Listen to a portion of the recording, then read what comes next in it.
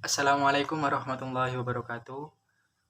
Perkenalkan, nama saya Nova Abror dengan NPM 2421010036 dari Prodi Hukum Keluarga Islam kelas C.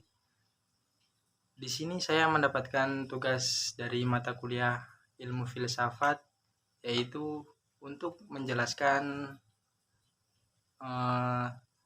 dari materi kelompok 1, yakni yang berjudul Hakikat dan Manfaat Filsafat.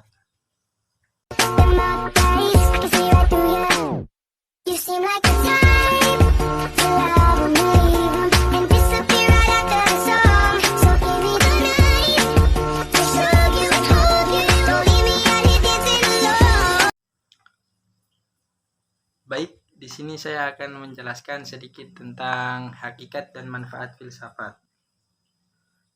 Sebelum masuk ke materinya, saya akan menjelaskan sedikit tentang pengertian filsafat.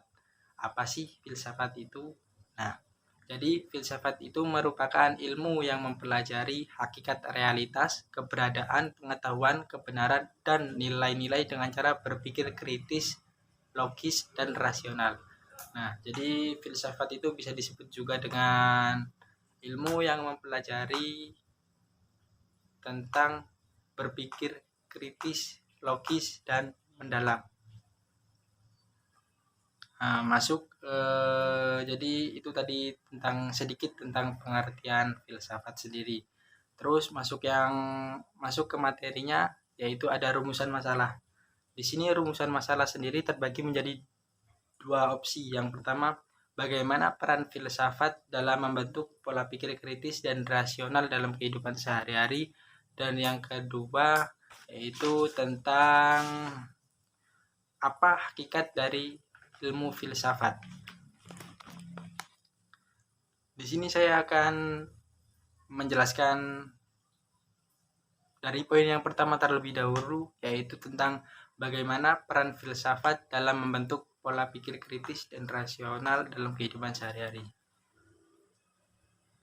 Filsafat sendiri membantu individu untuk mengembangkan pola pikir kritis dan rasional dengan mendorong mereka untuk mempertanyakan asumsi, menganalisis sebuah argumen, dan bisa juga menganalisis sebuah kasus dan mencari kebenaran melalui logika.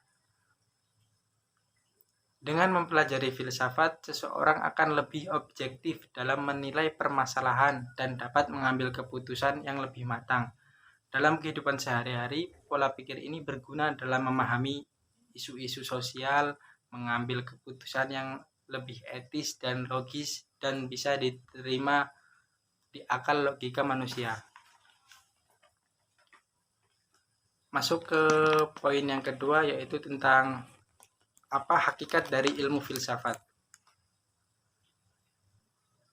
Di sini apa hakikat dari ilmu filsafat itu terbagi menjadi 5 poin.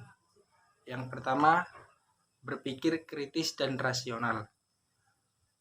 Jadi berpikir kritis dan rasional adalah menganalisis konsep dan argumen dengan logika serta tidak menerima sesuatu tanpa alasan yang kuat. Yang kedua, menyeluruh dan universal. Yang dimaksud adalah mencakup semua aspek kehidupan, entah dari eksistensi manusia hingga ilmu pengetahuan dan moralitas. Yang ketiga, radikal dan mendalam. Yang dimaksud dengan radikal dan mendalam adalah menggali sesuatu permasalahan hingga ke akar-akarnya. Jadi tidak hanya menentukan itu benar dan itu salah. Orang yang memiliki pemikiran filsafat, dia akan menggali masalah sampai ke akar-akarnya. Yang keempat, spekulatif dan reflektis. Yang dimaksud spekulatif dan reflektis adalah merenungkan makna di balik realitas serta mempertimbangkan kemungkinan yang luas. Yang kelima, normatif. Yang dimaksud dengan normatif adalah tidak hanya mencari kebenaran, tetapi juga menilai baik dan buruknya dalam kehidupan. Nah, jadi itu tadi mengenai rumusan masalah. Nah, adapun manfaat filsafat tersendiri, saya akan memberikan manfaat. Saya akan memberikan sedikit manfaat dalam mempelajari ilmu filsafat. Yang pertama, melatih berpikir logis dan kritis.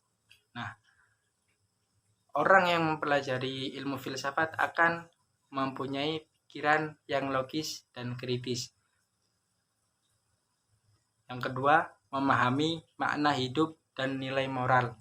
Seseorang yang mempelajari ilmu filsafat ini dapat lebih bijaksana dalam menilai baik dan buruknya sebuah permasalahan. Nah, jadi itu tadi mengenai hakikat dan manfaat filsafat. Nah, sekarang saya akan adapun kesimpulan tentang yang saya jelaskan tadi mengenai filsafat. Jadi filsafat adalah ilmu yang berusaha memahami realitas secara mendalam melalui pemikiran kritis, logis, dan rasional. Mungkin itu saja yang bisa saya jelaskan dari materi kelompok 1. Apabila ada kesalahan saya dalam menyampaikan atau menjelaskan materi yang saya jelaskan tadi, saya mohon maaf karena saya juga masih belajar ilmu filsafat ini. Jadi saya mohon maaf. Saya akhiri. Wabillahi taufiq wal hidayah. Wassalamualaikum warahmatullahi wabarakatuh.